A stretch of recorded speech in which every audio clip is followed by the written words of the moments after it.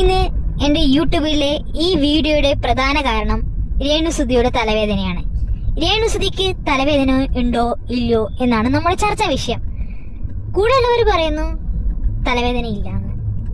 പക്ഷേ പണിയെടുക്കുമ്പോൾ മാത്രമാണ് തലവേദന ഉണ്ടോന്ന് നമ്മൾ നോക്കണം.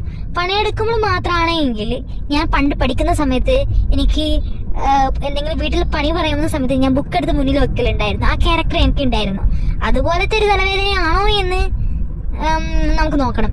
അങ്ങനെയല്ലെങ്കിൽ ഇത് യഥാർത്ഥ തലവേദനയാണ്. അങ്ങനെയാണെങ്കിൽ നമുക്ക് മെഡിക്കൽ ട്രീറ്റ്മെന്റ് കൊടുക്കാം. അല്ലെങ്കിൽ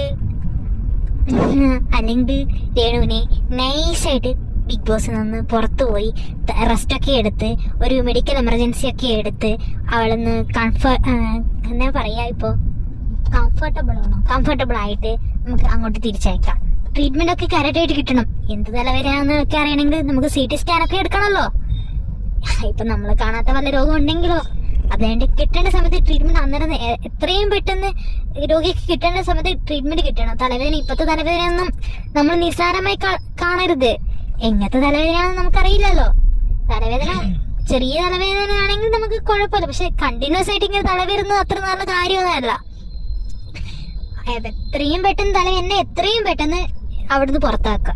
എന്നിട്ട് വല്ല മെഡിക്കൽ എമർജൻസി